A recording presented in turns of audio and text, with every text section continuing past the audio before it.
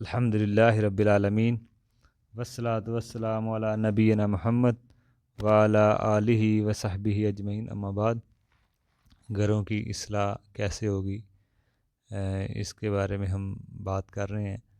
گھروں کی اصلاح مگر کیسے؟ گھروں کی جو پریشانی ہیں، لوگوں کے جو اختلافات ہیں، اس کا حل کیا ہے؟ دیکھیں، اختلاف گھروں میں بعض اوقات اس وجہ سے بھی ہوتے ہیں کہ عورت کو ناقص عقل سمجھتے ہیں لوگ۔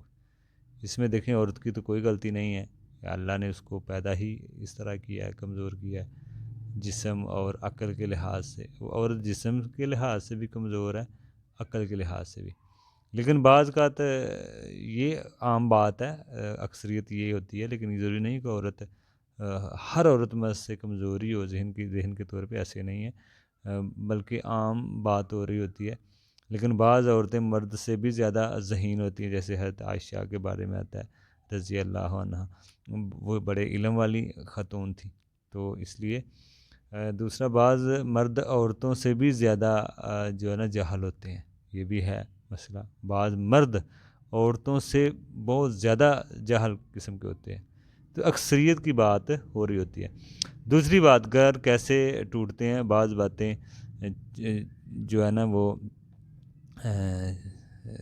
ان کو دیکھنا ضروری ہے، کہ جیسے سمجھ لیں کہ مطلب کہ جیسے کچھ ایسی باتیں ہوتی ہیں جو چھپائی جاتی ہیں، کوئی راز ایسے قسم کے ہوتے ہیں جو بتائے نہیں جاتی شادی کے وقت، جیسے بیوی نفسیاتی مریض ہوتی ہے بعض اوقات، تو اور یہ شوہر پہلے سے ساری باتیں جو ہے نا وہ یعنی کہ ساری باتیں جو ہے نا وہ یہ واضح ہونی چاہیے، تاکہ بعد میں کوئی مسئلہ نہ بنے۔ تو شادی کے وقت کوئی باتیں چھپائی جاتی ہیں لڑکی کی طرف سے، لڑکے والے لڑکے کی طرف سے، اس لیے اس میں واضح کر دینا چاہیے، تاکہ شادی کے فوراً بعد جھگڑا لڑائی شروع نہ ہو جائے۔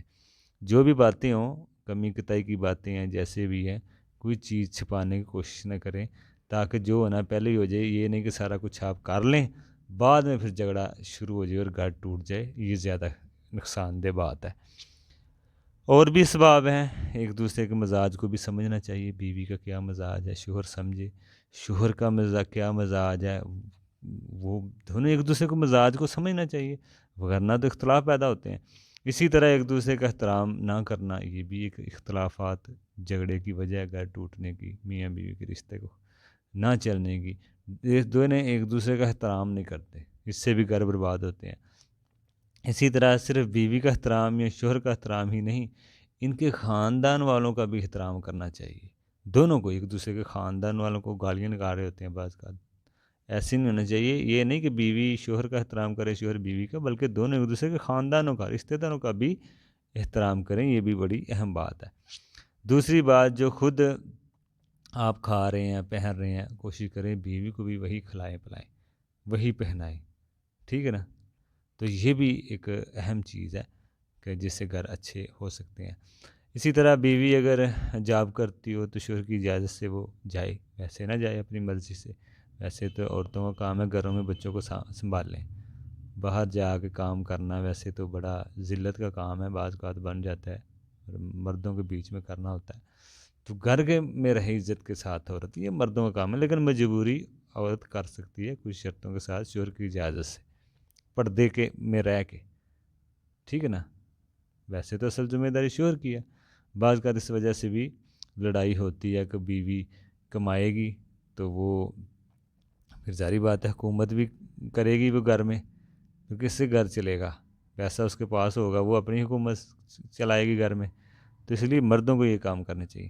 اسی طرح اختلاف کی اور وجہ خاوند کا گھر پر ٹائم نہ دینا۔ دیکھیں اکثر گھروں میں یہ بھی مسائل ہوتے ہیں، خاوند گھر میں ٹائم نہیں دیتا، باہر دوستوں میں ہی رہتا ہے وہ، ٹھیک ہے نا؟ تو یہ دوستوں کے ساتھ وہ رہنا رات لیٹ تک، تو یہ بھی وجہ بنتی ہے، اس کو بھی دیکھنا چاہیے۔ ٹائم کے نہ دینے کی وجہ سے بھی اختلافات ہوتے ہیں میاں بیوی کے۔ بعض اوقات اختلاف ایک دوسرے کے دوسروں کی وجہ سے بھی ہوتے ہیں، مثال کے طور پہ بیوی کے بہن بھائی، شوہر کے بہن بھائی، ان دونوں کے رشتہ دار ان کا تعلق خراب کرا دیتے ہیں، ان کی لڑائی کرا دیتے ہیں، ان کی طلاق ہو جاتی ہے۔ کیا کرتے ہیں، بیوی کے بہن بھائی، شوہر کے بہن بھائی، رشتہ دار دونوں کے ایک دوسرے کو غلط مشورے دیتے ہیں، تو غلط مشورے دینے سے بھی دونوں کا بعض کا غور خراب ہو جاتا ہے۔ تو یہ ایسی چیزیں ہیں جسے ہمیں لحاظ رکھنا چاہیے۔ تو بلکہ بعض کا ایسی بھی ہوتا ہے کہ جب بندہ اللہ کی نافرمانی کرتا ہے تو اس کا اثر اس کی بیوی میں وہ دیکھتا ہے کہ بیوی بھی پھر نافرمانی کرتی ہے، تو گناہ کی اثر ہے، یا غلام، تو اسی طرح غلام یا سواری پر اثر دیکھا جاتا ہے، ٹھیک ہے نا۔